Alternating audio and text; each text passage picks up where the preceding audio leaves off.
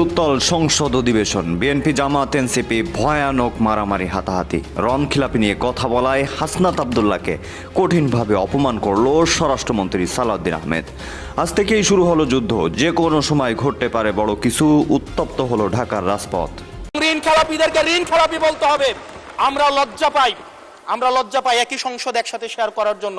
যারা জনগণের টাকা ব্যাংক থেকে তুলে নিয়ে ঋণ খেলাপি হয়ে আবার জনগণের প্রতিনিধিত্ব করতে আসে, এই ঋণ খেলাপিদেরকে শাস্তির আওতায় আনতে হবে।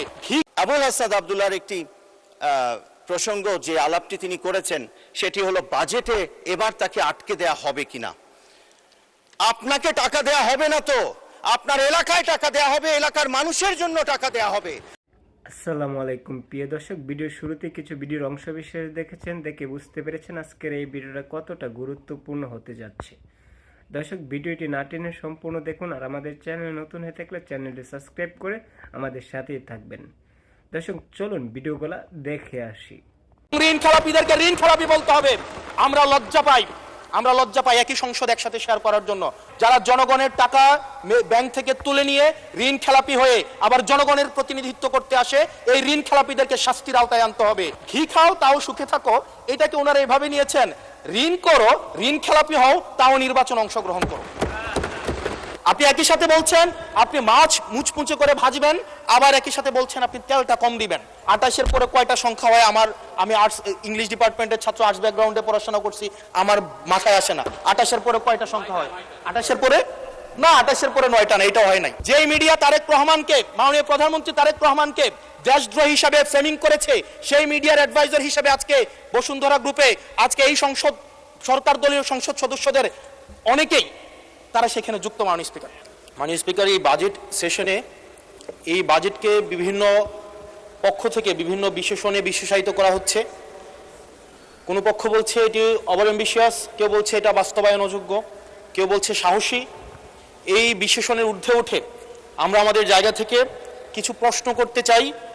আমরা এটা জানি যে এই বাজেটটি যখন করা হয়েছে একটি বিশেষ পরিস্থিতিতে, সংকটকালীন সময়ে এই বাজেটটি করা হয়েছে। এই সব দিক বিবেচনায় অর্থমন্ত্রীকে কিছু প্রশ্ন করতে চাই বাজেটের কিছু অসঙ্গতি নিয়ে, এবং জনগণ সেটা সিদ্ধান্ত নিবে যে এই বাজেটটিকে আসলে জনগণের জন্য নিষ্পেষণের হাতিয়ার হিসেবে বিবেচিত হবে নাকি উন্নয়নের অগ্রগতির একটি সোপান হিসেবে বিবেচিত হবে। প্রথম যে অসঙ্গতিটি সেটি হচ্ছে রাজস্ব নিয়ে। মাননীয় স্পিকার, আমরা যদি বাংলাদেশের গত বছরের রাজস্বটি দেখি, লক্ষ্যমাত্রা ছিল 5,03,000 কোটি টাকা। সেই জায়গায় 11 মাসে অর্জিত হয়েছে 4,60,000 কোটি টাকার মতো। হাতে আছে আর 1 মাস, ধরে নিচ্ছে 48,000 কোটি টাকা সেখান থেকে আমাদের লক্ষ্যমাত্রা অর্জিত হবে। তার মানে আমাদের অর্জিত হচ্ছে 4 লক্ষ কোটি টাকা, 3,60,000 কোটি টাকা প্লাস 40,000 কোটি টাকা, অর্থাৎ হচ্ছে 4 লক্ষ কোটি টাকা।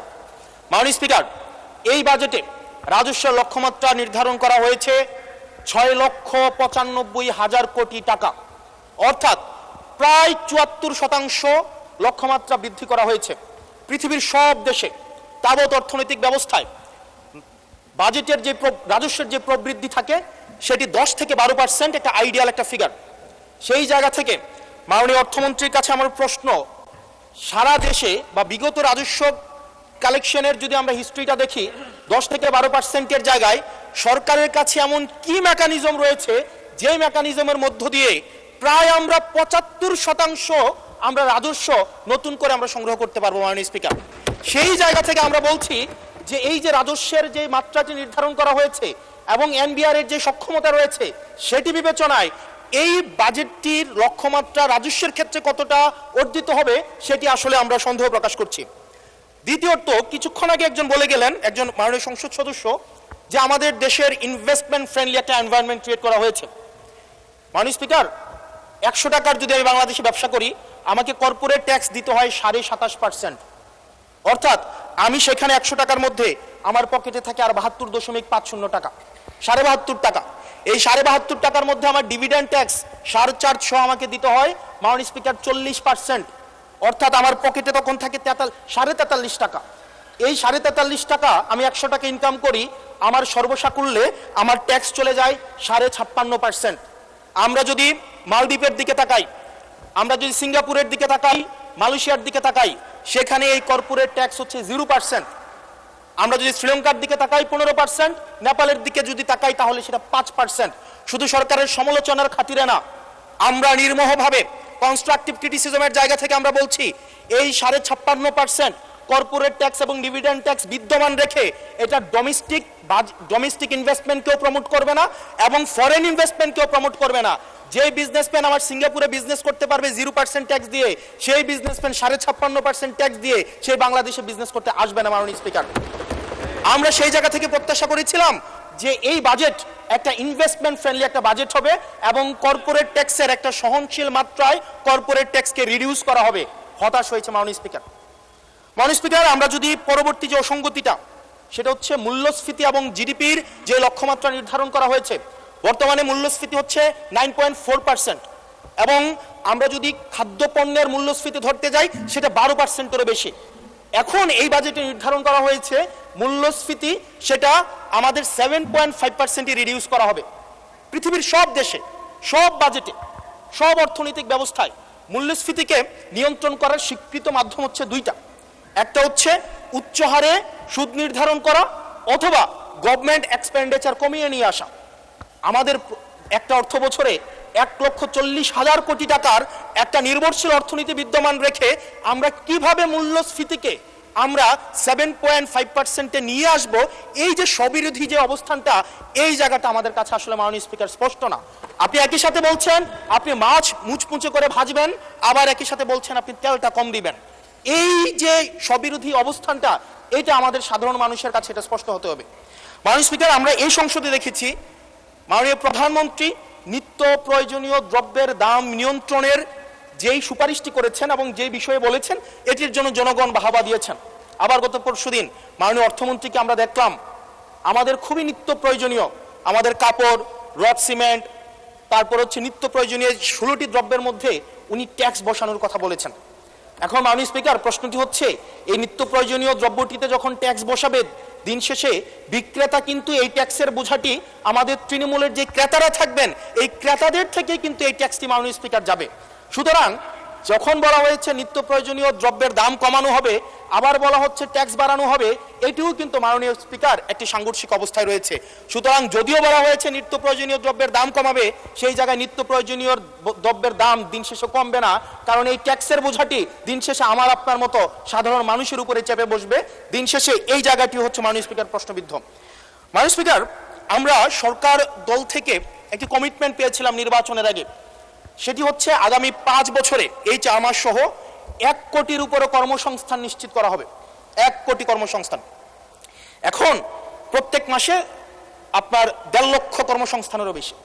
তার মানে এই 4 মাসে সেই হিসাবে কর্মসংস্থান বৃদ্ধি পাওয়ার কথা 6 লাখ এই 4 মাসে। আপনাদের কাছে প্রশ্ন, মাননীয় অর্থমন্ত্রী, এই 4 মাসে কয়টি কর্মসংস্থান নিশ্চিত হয়েছে?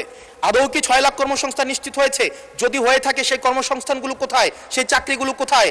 যারা শিক্ষিত হয়ে সার্টিফিকেট হাতে নিয়ে চাকরির জন্য দুয়ারে দুয়ারে যাচ্ছে, ক্ষুদ্র ঋণের জন্য দুয়ারে দুয়ারে যাচ্ছে, আসলেই কি আমরা এই 6 লাখ কর্মসংস্থান আমরা সৃষ্টি করতে পেরেছি কিনা, নাকি নির্বাচনের আগে সেটি শুধুমাত্র প্রতিশ্রুতির মধ্যেই সীমাবদ্ধ থাকবে? এই বিষয়টি আমাদের স্পষ্ট হতে হবে। মাননীয় স্পিকার, আমরা প্রাচীন একটি ভারতের একটা প্রবাদ আছে, এই যে আমাদের একটি সান্ধ্যকালীন সংসদ চলছে, আমাদের মধ্যে একটি আলস্য ঝেঁকে বসেছে, আমরা একটু এখন বিশ্রামের একটা আগ্রহ সৃষ্টি হচ্ছে, এরকম একটা বিশ্রামের সময়ে এক প্রাচীন ভারতের একটা প্রবাদ আছে। সেই প্রবাদে একজন বলেছিলেন যে ঋণং কৃতা ঘৃতং পিবেত যাবৎ জীবন সুখেং কিবত, অর্থাৎ ঋণ করে প্রয়োজনে ঘি খাও তাইলেও সুখে থাকো, ঋণ করো ঘি খাও, পরের ধনে পুদ্দারি করো, ঋণ করে ঘি খেয়ে জমিদারি করো, তাও ঋণ করো। আমার কাছে মনে হচ্ছে মাননীয় স্পিকার, এই প্রবাদটিকে সরকারি দলের কিছু সদস্য খুব সিরিয়াসলি নিয়েছেন, নিয়ে ওনারা ঋণ করো ঘি খাও তাও সুখে থাকো, এটাকে ওনারা এভাবে নিয়েছেন, ঋণ করো ঋণ খেলাপি হও তাও নির্বাচন অংশগ্রহণ করো। মাননীয় স্পিকার, আমরা দেখলাম এই সংসদে আমরা মাননীয় অর্থমন্ত্রীর কাছ থেকে আমরা কোনো স্পষ্ট কোনো কর্মসূচি আমরা পাই নাই। কিভাবে ব্যাংকগুলোকে যেভাবে দলীয়করণ করা হয়েছে, ব্যাংকগুলোকে দীর্ঘ 17 বছর ধরে ব্যাংকের টাকা ঋণের নামে যেভাবে বিদেশে পাচার করা হয়েছে, সেই পাচারকৃত টাকাকে কিভাবে উদ্ধার করা হবে সেটার কিন্তু সুস্পষ্ট আমরা কোনো পলিসি পাই না। মাননীয় স্পিকার, আমরা গভর্নর সাহেবকে মাঝে মাঝে আমরা একটু আক্ষেপ প্রকাশ করতে দেখি 4,80,000 কোটি টাকা বিদেশে পাচার হয়েছে, সেটাকে কিভাবে আনা যাবে সেটা নিয়ে আক্ষেপ প্রকাশ পর্যন্ত আমরা দেখি। মাননীয় স্পিকার, এই যে ঋণ খেলাপি যারা আছে, নির্বাচনের আগে একটা কমন একটা স্ট্রাকচার, 5 বছর কোনো খোঁজ খবর থাকে না, তফসিলের আগে সেখানে একটু কোর্টে যাবে, কোর্টে গিয়ে ওই ঋণ খেলাপির উপরে এই অর্ডারটার উপরে একটা স্টে দিবে এবং 2% দিয়ে আবার রিশিডিউল করাবে, রিশিডিউল করিয়ে আবার নির্বাচন অংশগ্রহণ করবে, বিভিন্ন জায়গা থেকে টাকা পয়সা উঠায়া, এবং আগামী 5 বছর আবার এই ঋণ নিয়ে কোনো ধরনের আর কোনো খোঁজখবর থাকে না। জনগণের টাকা নিয়ে এই বিলাসিতা বন্ধ করতে হবে এবং ঋণ খেলাপিদেরকে ঋণ খেলাপি বলতে হবে। আমরা লজ্জা পাই একই সংসদ একসাথে শেয়ার করার জন্য, কারণ তারা জনগণের টাকা মেরে, যারা জনগণের টাকা ব্যাংক থেকে তুলে নিয়ে ঋণ খেলাপি হয়ে আবার জনগণের প্রতিনিধিত্ব করতে আসে, এই ঋণ খেলাপিদেরকে শাস্তির আওতায় আনতে হবে। এবং তারা যখন সংসদ সদস্য হয়ে নির্বাচিত হওয়ার পরেও যদি তারা ঋণ খেলাপি হয়, এমন একটি আইন প্রণয়ন করতে হবে তাদের সংসদ সদস্য পদ যেন বাতিল হয়। সেটি শুধুমাত্র সরকার দলের জন্য না, শুধু বিরোধী দলের জন্য না, সেটি বাংলাদেশের উন্নতি, প্রগতি এবং সমৃদ্ধির জন্য সেটি প্রয়োজন এবং পরবর্তী প্রজন্মের কাছে আমাদের দায় মুক্তির জন্য এটি প্রয়োজন। মাননীয় স্পিকার, আমাদের যেই জায়গায় টাকা পাচার করা হয়েছে, অন্তর্বর্তীকালীন সরকার একটি শ্বেতপত্র প্রকাশ করেছে। এই শ্বেতপত্রতে দেখানো হয়েছে 28 লক্ষ কোটি টাকা হচ্ছে বিদেশে পাচার করা হয়েছে। 28-এর পরে কয়টা সংখ্যা হয় আমি আর্টস ইংলিশ ডিপার্টমেন্টের ছাত্র, আর্টস ব্যাকগ্রাউন্ডে পড়াশোনা করছি, আমার মাথায় আসে না 28-এর পরে কয়টা সংখ্যা হয়। 28-এর পরে 9টা না, এটাও হয় নাই। 28-এর পরে 28 লক্ষ কোটি টাকা বিদেশে পাচার করা হয়েছে।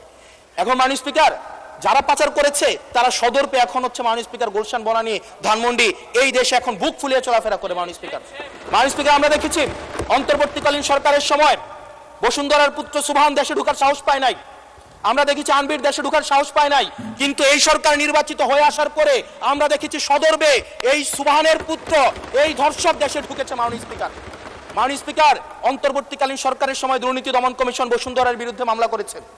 আমরা দেখেছি এই মামলার কি অগ্রগতি হয়েছে সেটা আমরা জানতে চাই আন্ডার টেবিল কোনো ধরনের সমঝোতা হয়েছে কিনা। যদি সমঝোতা না হয়ে থাকে তাহলে তাদের বিরুদ্ধে আইনগত ব্যবস্থা নিতে বাধাটা কোথায় সেটা বাংলাদেশের মানুষের সামনে প্রকাশ করতে হবে।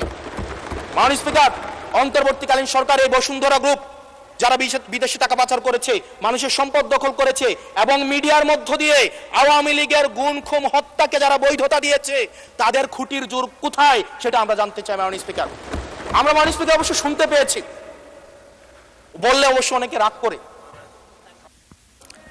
মাননীয় সদস্য, আপনার সময় শেষ হয়ে গেছে, তারপরেও চিফ হুইপ মহোদয় অনুরোধ করেছেন আরো 3 মিনিট বাড়ানো হলো। থ্যাংক ইউ মাননীয় স্পিকার। আমরা শুনতে পেয়েছি বা দেখতে পাই এবং সরকার দলেরই অনেকে মাঝে মাঝে আমাদের কাছে এসে দুঃখ প্রকাশ করে যে আসলে আমরা জেল খেটেছি, আমরা কষ্ট করেছি, আমাদের সন্তানদের সাথে আমরা থাকতে পারি নাই, কিন্তু আমাদের দলে কিছু মানুষ বসুন্ধরার অ্যাডভাইজর হিসেবে কাজ করে, তাদের মিডিয়ার অ্যাডভাইজর হিসেবে কাজ করে। মাননীয় স্পিকার, যেই মিডিয়া তারেক রহমানকে, মাননীয় প্রধানমন্ত্রী তারেক রহমানকে দেশদ্রোহী হিসাবে ফ্রেমিং করেছে, সেই মিডিয়ার অ্যাডভাইজর হিসেবে আজকে বসুন্ধরা গ্রুপে আজকে এই সরকার দলীয় সংসদ সদস্যদের অনেকেই তারা সেখানে যুক্ত। মাননীয় স্পিকার, এটা আমাদের জন্য না, বরং তাদের সহকর্মীদের জন্য এটি তাদের হৃদয়ে রক্তক্ষরণ হয়, সেটি আমরা জানি। মাননীয় স্পিকার, এই বসুন্ধরার বিরুদ্ধে যারা কথা বলে তাদের বিরুদ্ধে মিডিয়া লেলিয়ে দেওয়া হয়। মাননীয় স্পিকার, আমরা যারা ঋণ খেলাপি, যারা ব্যাংকগুলোকে দখল করেছে, যারা গণতন্ত্র পথকে রুদ্ধ করেছে, গুম খুনের বৈধ, একটু ওয়েট করেন, সময় তো দিবে, আসতেছে, শেষ হোক। যারা গুম খুনের, আমি আপনাকেই বলছি মিস্টার হাসান, এইদিকে আমি অ্যাড্রেসিং ইউ মাননীয় স্পিকার, যারা গুম খুনের বৈধতা উৎপাদন করেছে তাদের বিরুদ্ধে আমরা অন্তত বিএনপি থেকে স্ট্রিক্ট আমরা অ্যাকশন দেখতে চাই। মাননীয় স্পিকার, মাননীয় প্রধানমন্ত্রী প্রতিশোধ পরায়ণ হন নাই, আমরা সেটাকে ওয়েলকাম জানাই। মাননীয় স্পিকার, প্রতিশোধ পরায়ণ না হওয়া আর সুবিচার নিশ্চিত না করা দুইটা এক না। মাননীয় স্পিকার, আমরা ওয়েলকাম করি উনি প্রতিশোধ পরায়ণ হন নাই, ব্যক্তিগত রাগ ক্ষোভের ঊর্ধ্বে উনি উঠতে পেরেছেন, কিন্তু আমরা এটা ওনার কাছ থেকে শুনতে চাই, উনার দলের কাছ থেকে শুনতে চাই গুম খুনের হত্যার উনি সুবিচার নিশ্চিত করবেন, উনি আইনের শাসন নিশ্চিত করবেন এবং এতদিন ধরে যারা নিয়ন্ত্রিত মিডিয়ার মাধ্যমে এই ফেসিবাদের পক্ষে যারা বয়ান উৎপাদন করেছেন তাদের বিরুদ্ধে উনি সুবিচার নিশ্চিত করবেন। মাননীয় স্পিকার, আমাদের প্রতিহিংসার কথা বলছি না, প্রতিশোধ পরায়ণতার কথা বলছি না। মাননীয় স্পিকার, আজকে এই জায়গাতে আমরা আবার দেখতে পাচ্ছি যেটা আমাদেরকে শঙ্কার মধ্যে ফেলে, রাজনৈতিক প্রতিহিংসার রাজনীতি আবার শুরু হচ্ছে। মাননীয় স্পিকার, একজন সরকার দলীয় একজন প্রতিমন্ত্রীর বিরুদ্ধে কথা বলায় মিডিয়ার একজন সম্পাদকের বিরুদ্ধে মামলা করা হয়েছে মাননীয় স্পিকার। এটা খুবই দুঃখজনক। ওনাকে জেলে নেওয়া হয়েছে একজন প্রতিমন্ত্রীর বিরুদ্ধে কথা বলায়। এবং মাননীয় স্পিকার, আমি আপনার প্রোটেকশন দাবি করছি, কারণ আমরাও বলতে ভয় পাই, কারণ আমরা যদি সরকারের সমালোচনা করি, কোনো প্রতিমন্ত্রীর বিরুদ্ধে কথা বলি, মন্ত্রীর বিরুদ্ধে কথা বলি, আমার এলাকার বাজেট দিয়ে বন্ধ করে দিবে না, সেটার কিন্তু নিশ্চয়তা নাই। সেই কারণে আমাদের মধ্যে অনেকেই কথা বলার সময় আওয়াজটা একটু কম করে বলে। মাননীয় স্পিকার, আপনাকে অনুরোধ করি, আমার জন্য আমার এলাকার মানুষকে যেন বঞ্চিত করা না হয়। আমি এই সংসদে অনুমতি নিয়ে কখনো বিরোধিতা হয় না, কখনো অনুমতি নিয়ে আমি আপনার বিরোধিতা করতে চাই। অসংখ্য ধন্যবাদ মাননীয় সদস্য। আর দেয়া যাচ্ছে না, আপনাকে সর্বোচ্চ দেওয়া হয়েছে। পরের বার please take your seat. Thank you.